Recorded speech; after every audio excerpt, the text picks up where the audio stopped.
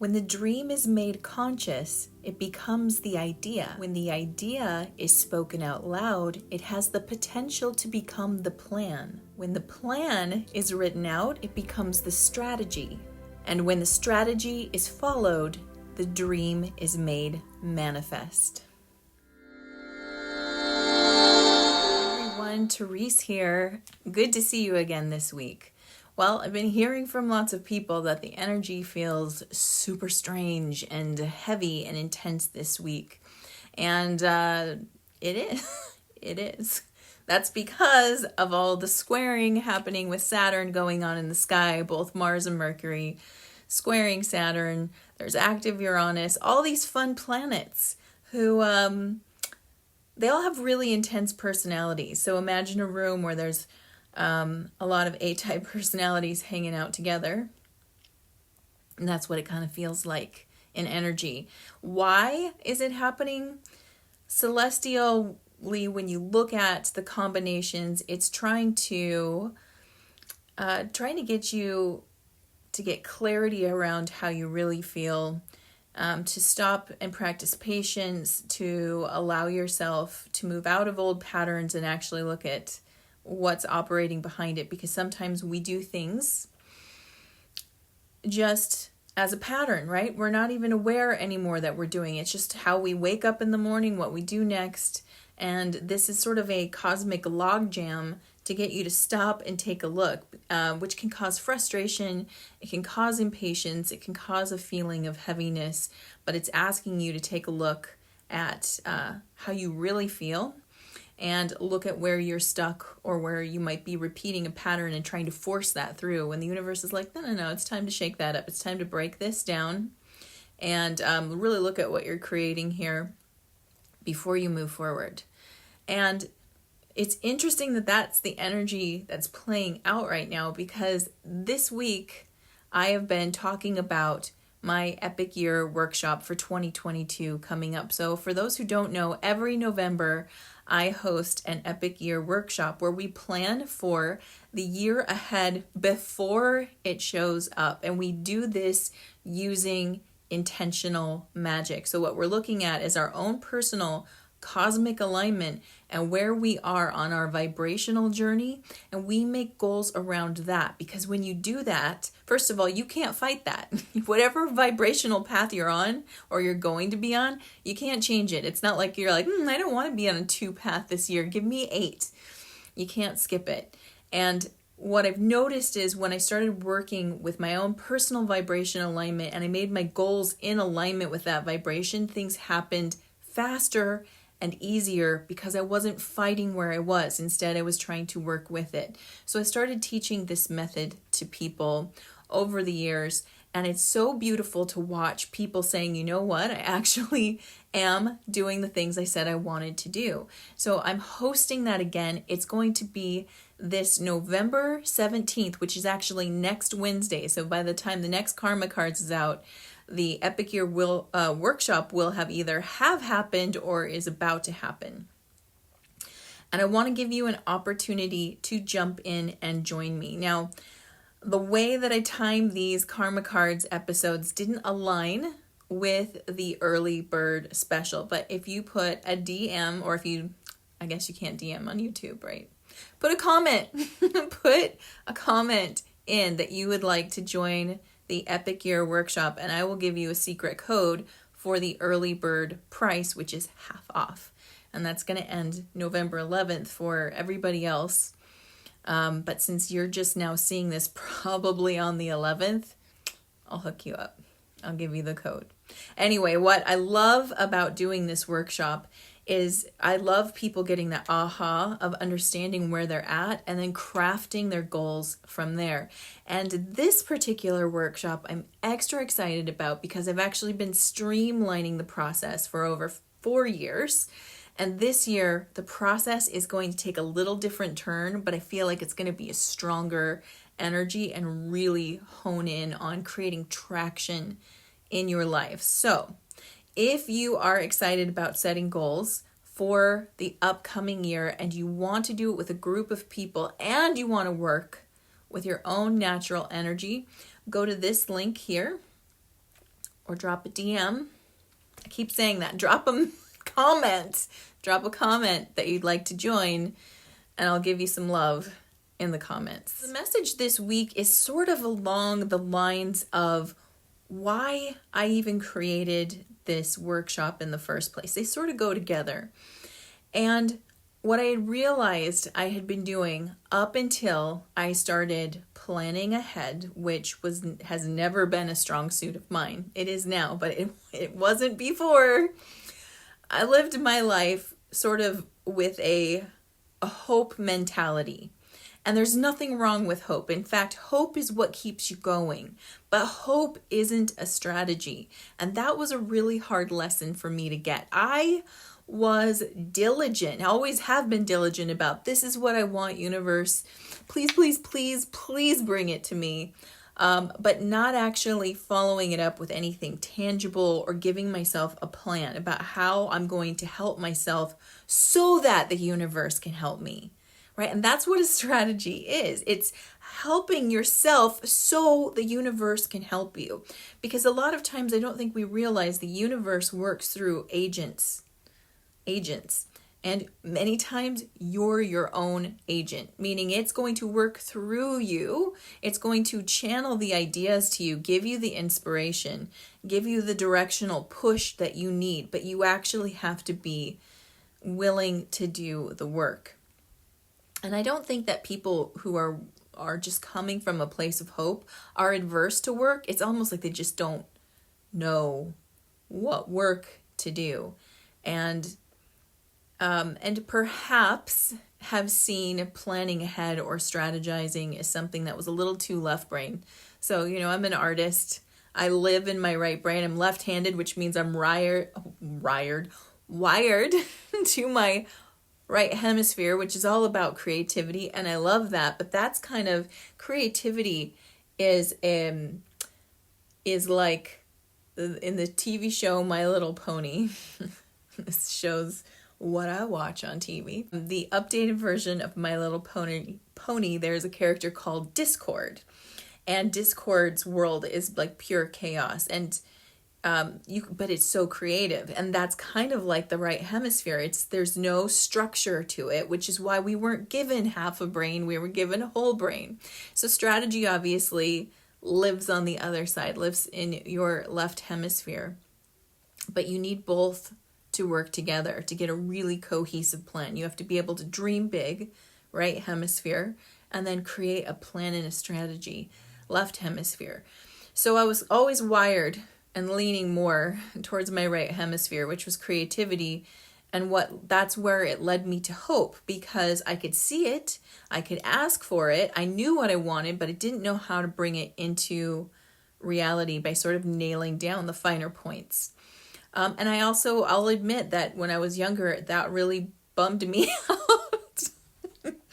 It really bummed me out to have to sit down and think hard about it. I didn't like, having to spend so much time in the left hemisphere. And maybe I'm describing a very unique story, but I don't think so. I think there are a lot of people who understand energy and are drawn to higher concepts, more abstract ideas that that is pleasing to us. We understand it. There's something about it that resonates for us. But then having to bring it into a more human, earthly, structured, engineered realm feels heavy and dense, and therefore not fun or not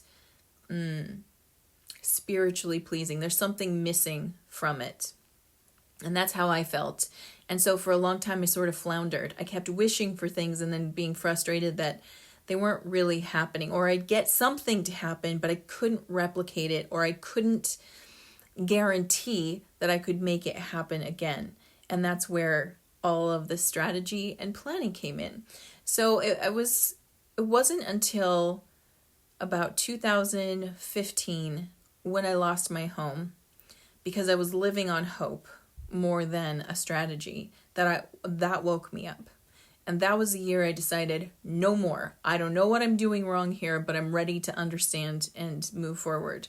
And that's when the planning and strategizing and really trying to understand that there is a method to creation when you're working on creating physical manifestation. So there's different types of creation. And in this case, when you're working with the physical, you have to work with the plan, the strategy, or the blueprint. It's just like creating a building. You need a blueprint first so you know what to do first. Imagine building the top of the building with no foundation. Well, that would be not a building.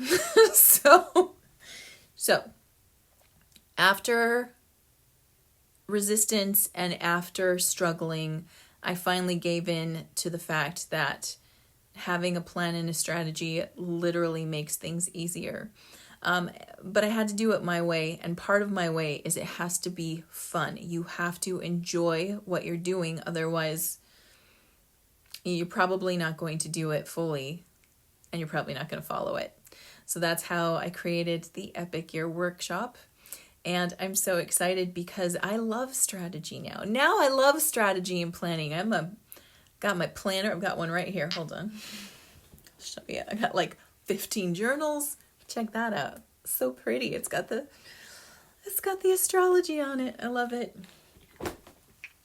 So now I love it because now I understand, and I understand how to make things happen and create traction. And when you get that, when you have a dream, put it into a plan, and then literally can see that plan come to life, you know what you get? A dopamine hit, and it makes you want to do it again. You get enough of those and you start looking forward to planning and strategy. And so that's what I want to teach you. That's what I want to help you recognize in your life, and how to do it in alignment so that it actually feels like it's flowing for you, instead of creating for example, if you were in a vibration where the energy is actually about healing and resting, but you're trying to make big things happen and make a lot of forward momentum and building and progress. Well, you can see how, if your general vibration is to heal and rest, trying to build during that time, you're going to have a lot of pushback because you're going to feel more exhausted than you normally would. But if you were in a 4 vibration, for example, where it is about building, then doing those kinds of goals where you're trying to build something up is going to feel great, and you're going to get a lot of traction. So you can see I'm really passionate about this. I love helping to simplify it and make it understandable and fun, because that's what I needed. And so I want to pay it forward and give that to you. So I'm telling you now because there's less than a week by the time you see this to join up, and I really want to give you the opportunity. But now, let's see what the karma cards have to say during this week where all of this planning and prepping is happening. So let's take a look. All right, for those who are new to karma cards, let me quickly explain how these work. So we've got the planets, signs of the zodiac, and houses of astrology here. And I've already asked my team, what is the message you have for us this week? And I've got 2 sets of answers, one in red, which are action related, and a set in blue, which are outcome. And the way that you play is you tune in intuitively and feel, what do I need right now? What's going to help me the most this week? Action related answers or outcome related answers. And then sometimes it's like you want both, and you can definitely choose that. Okay, while you're making that choice, let's look at the timing for this reading. This reading is for today, Wednesday, November 10th through Wednesday, November 17th. And the flavor of this reading, we've got Pluto, the power purge planet, in the sign of Cancer. Cancer dealing with intuition and emotions, in the 9th house of mental expansion. So let's see what they say. Those choosing action, your spiritual action at this time is to resurrect your feelings as if they came from God. Resurrect your feelings as if they came from God. So this is interesting. If you go back to what I said at the top of this episode, that the cosmic energy right now is about getting real or honest about how you feel. So it's interesting because I think, I don't think we intend to lie to ourselves. We don't intend to deny things. And many times we don't even realize when we're doing it, when we're into denial about how we feel, until something seems to fall apart. And then we're like, why did that fall apart? Why isn't it working right now? I just had a moment like that this week where I was like watching myself sort of backslide into an old behavior. And I talked to my own coach and I'm like, I don't know what's going on. Like, why am I doing that? And I shared with her what was going on. She's like, look at the thought that's creating the action. And I looked at the thought and I was like, oh my gosh, well, that's a depressing thought. Like, that sounds depressing. And it got me to sit there and consider, like, am I feeling a little depressed right now? Like, is that what's going on? I think many times we're looking for the big emotions and we're like, oh, if I'm having a big amount of depression or upset or anger, then I'm aware of how I really feel. But sometimes we can have an undercurrent. Like, what I actually get from it is like, no, there's some disappointment in some aspects of my life that was going on where I'm like, that feels heavy.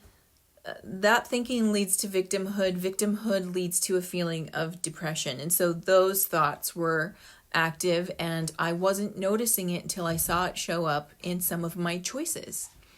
And thankfully having someone outside of me go, well, look at that. Look at the thread. Follow that. Where is it taking you? That's what this is saying right now, is that it's really time to pay attention to how you're feeling. If you're a person who's not having a big emotion right now, that's where it's tricky, because it's the little things that you don't realize are like, it's like having an appliance running in the back of your mind that you're not even aware is on anymore, but it's actually interfering with choices that you're making. So during this time, we're being asked to pay attention because those feelings do come from God. They come from your higher self, letting you know where you're at vibrationally. So our feelings are very helpful, because if we have that like subtle discontentment, that's a frequency that's bringing you down. Even if you don't fully see it, it is. It makes it harder to go up in energy. If you're like, yeah, I mean, things feel good. You know, if you hear yourself say it like that, no, they're good. Are they? Honesty time, right? Mental action at this time. Get to the heart of attitudes from the past about the philosophies or laws involved. Get to the heart of attitudes from the past about philosophies and laws involved.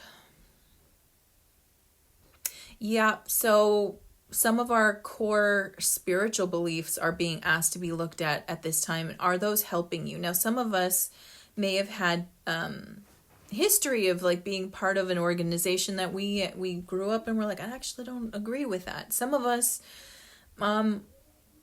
may have, teachings or philosophies that work for a while, and now you're like, it's time to re-examine those.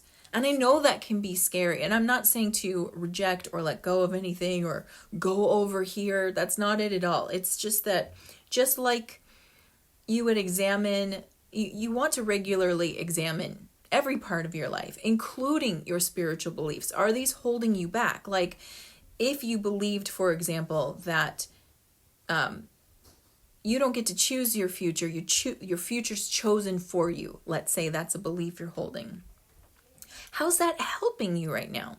If it feels good, I mean, if it's a thought that you're like, no, that gives me a lot of hope. It makes me know that like there's nothing I can do that would prevent me from what I'm supposed to be doing, then it might work for you. However, if you're like, well, that feels too fatalistic and like I have no control over it, and that lowers my frequency and it brings me to a place of like, why bother? That's something that needs to be examined and really looked at about how empowering is this thought? Is it allowing me to move forward, or is it keeping me stuck?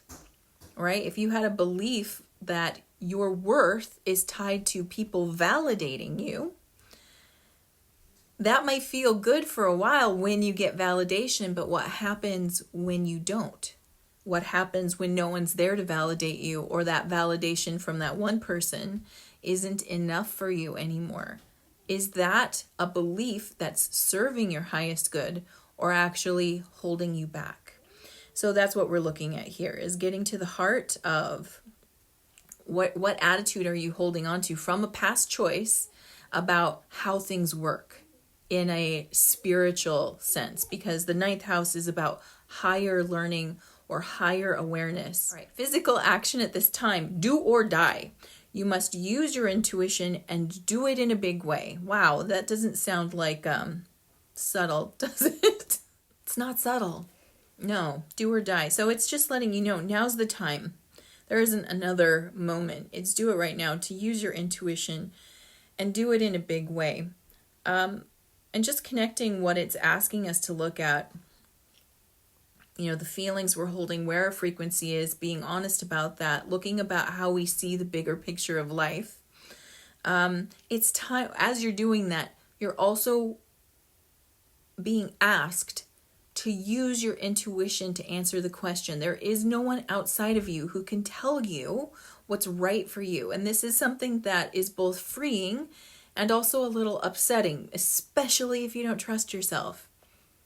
If you have self-trust issues, using your intuition is going to be hard, but coming up with what feels right for you is going to be even harder. And this is an area that is receiving major purging for people right now, because the outside world is getting more convoluted, right? And that's done by design during the ascension process. We're not going to get clear answers from the outside world anymore, especially as it feels like the accesses are shifting, or up is down, down is up, left is right. This is good, now it's bad, no, it's good again. You know what I mean? So it's going to get more convoluted by nature. It's designed that way as a catalyst to get you to go inside. Because if nothing makes sense on the outside, where can you go for answers? Well, you can sit there and struggle and wish the answers would just come to you and tell you what they are, or you go within. And I think that as we progress through the cycle until we get to the event where it all starts to happen, it's only going to get more confusing. I have like a hair that's bugging me. All right, now let's look at outcomes for Pluto in Cancer in the ninth house of mental expansion. The spiritual outcome at this time is a need for control of intuition to protect spiritual values. That makes more sense about the last statement. So as it gets more convoluted out there, and more people are sharing opinions, and those opinions keep words.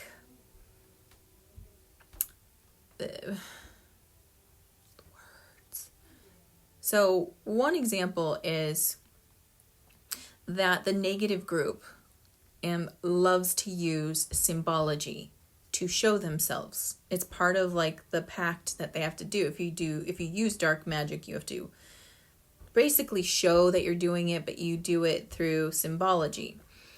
And the whiplash response to that is symbols are bad. If you see symbols, run, because that means dark magic, right? And that is an extreme reaction. I get it, but it's also extreme. What is happening there is a lack of awareness about where the symbols originally came from and their original meaning, or their upright meaning. So there are a lot of symbols that have been hijacked and used for a negative purpose. One obvious one is like the cross, right? The cross is actually a powerful symbol of purity and light, but when they take it, they invert it and it means the opposite. So this is just one example about how the information out there is, it's not balanced, it's not extreme, it's not showing the full picture. There's a lot of knee-jerk reacting that's happening, and it's like it's easy to misidentify someone. It's helpful in identification, but it's easy to also misidentify the use of like sacred symbols. So this is where you got to use your intuition, and you got to go deeper than what you're seeing on the surface. For example, if you're seeing an eye, like I have an eye in my logo. It's a double eye, and it represents the eye of the heart and the eye of the third eye, which is inner vision, right? It's easy to look at that and be like, The negative group uses the I. This is a negative symbol. Therefore, this must be a negative person. But if you use your intuition and you feel into my energy and you feel into the messages, it might not make sense. You might go, well, I know that's been used negatively and I see it being used over here. Does it mean the same thing? Let me check in. Let me feel this person's energy and see if this is a threatening or dangerous person, right? So this is what I'm saying here about the need for control of intuition to protect spiritual values. So we are always asked to reassess from time to time everything, including our spiritual values. But we want to reassess things with discernment more than just taking anything at the surface or taking it through word of mouth. It has to be run through our own energy field for us to understand. Mental outcome at this time, an obsession with attitudes from the past about long-range thinking or travels. When I think about obsession over attitudes from the past, it reminds me of finding out, like, for example, how your ego is operating or the stories that you tell yourself. And instead of identifying the stories and how the ego is operating, instead of seeing it going, okay, that's what's operating, that's what's there, now I'm going to make this new choice. It's like you find it and then you wallow in it, right? So why is this always happening to me? Why don't I ever change? It's so hard to blah, blah, blah. That kind of energy. It's like when you discover what you might be suppressing emotionally, it's easy to sort of wallow in it. Like, look at me sabotaging myself. I always do this, right? Long-range thinking and travel, that's connected to the 9th house, and that's really, it's about the journey. So the 9th house is a journey card, and it's about like a spiritual journey. It can also represent literal journeys. It can represent higher education as well. But if you put it in the context of the whole reading, I feel like it's connected to the spiritual journey.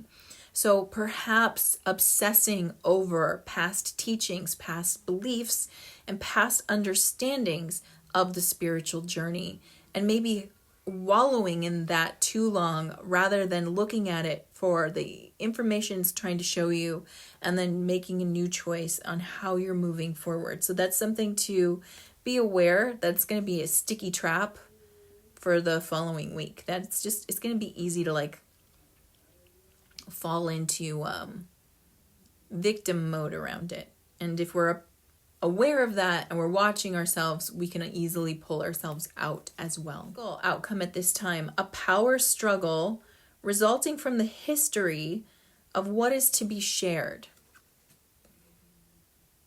A power struggle resulting from the history of what is to be shared. Yeah, I mean, this is really about some bigger spiritual beliefs that we're holding. And the power struggle can be in the mind. It's not necessarily with another person. And that's actually what I get, is there's more of a power struggle internally resulting of like who you want to be versus who you've been. And it might come from a place of feeling disempowered, maybe disempowered in the past, or just not allowing the thoughts that were. So I'm kind of making yourself wrong. Either for how you used to think or how you're thinking now. That's going to come into play too. I think it's all coming up. So Pluto is the power purge planet. So either it empowers you or it breaks you down and therefore needs to be purged. And that's why there's a power struggle, because not everything we find inside when we're looking at our own thinking and beliefs feels good. Sometimes we're like, I can't believe I said or thought that. I can't believe I fell for that or believed that. I can't believe I would misunderstand this so much, right? So what we want to be conscientious and aware of is that we are not going in there to harass ourselves, but really going in there to understand and learn. And the most important part is to make a new choice based on what you find. That's the whole point. And so I wish you beautiful energy this week. I hope that you come join me for the Epic Year Workshop. I would really love to have you there. It's going to be a blast. But if I don't, definitely take some time now. Take some time either this month or the beginning of next month before we get into 2022 to think about how you want to experience the year ahead. Because remember, intention is everything. Mwah. Thank you for watching. Subscribe now and hit the notification bell so that you know the next time I release a new video. Until then, stay magical.